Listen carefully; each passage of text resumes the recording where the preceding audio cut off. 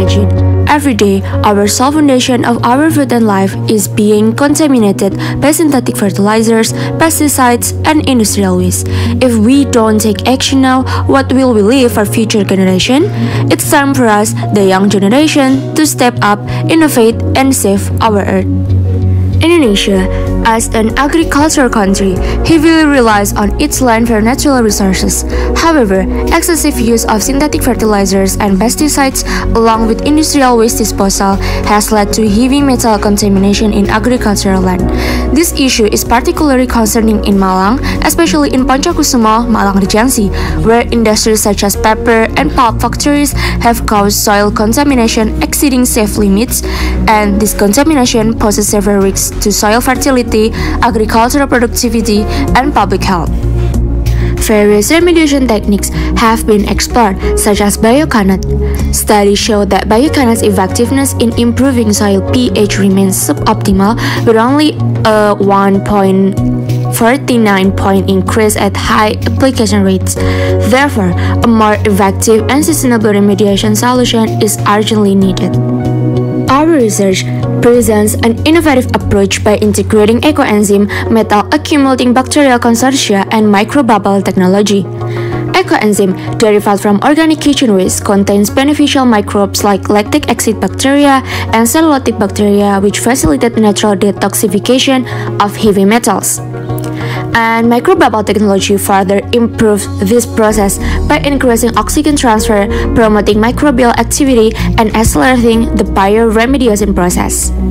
Therefore, we, Balqiis Amiirah Shaqeena Almira, proudly present our innovation with the title of The Potential of Household Kitchen Waste as a Bioakumulator Agent for Heavy Metal Contaminated Land, case study of organic farming in the Poncokusumo industrial area, Malang City.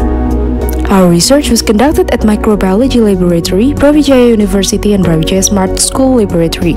The objective of this research are as follows. The following are the research procedures that we carried out.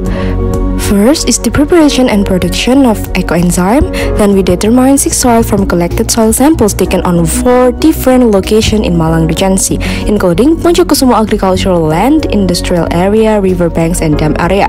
Continued bacteria were isolated from the soil in a selective medium containing 3 doses of heavy metals with 3 treatments. First is the bacteria alone P, and then bacteria with ecoenzyme EP.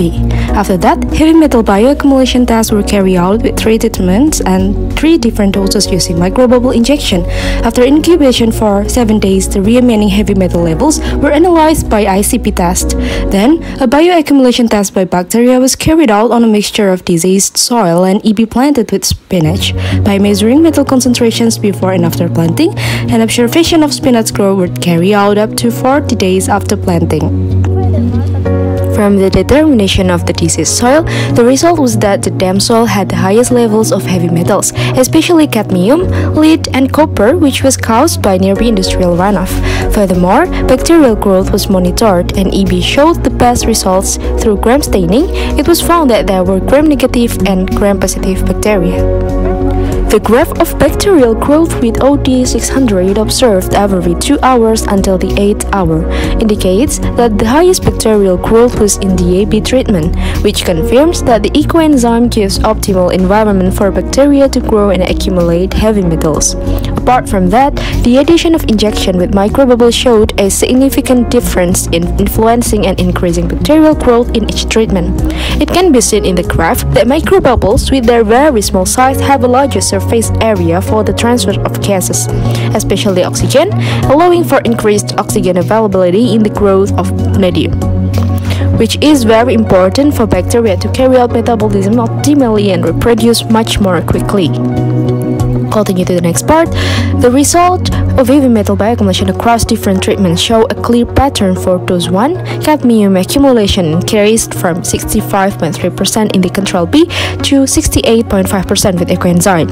A similar trend was seen from chromium, where accumulation rose from 62.2% to 74.1%. The other metals like nickel, copper, and lead followed this pattern, with EB consistently showing the highest accumulation, indicating its effectiveness.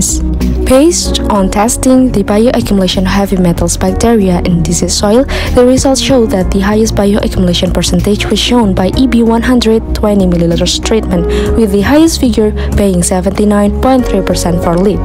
These results are in line with research by C et al. 2020, which demonstrated that bacterial consortia enhanced with bioactive compounds can significantly increase lead bioaccumulation efficiency in contaminated soils. Then, from observation of spinach growth, it was found that the best results was shown by treatment with EB dose of 80 milliliters.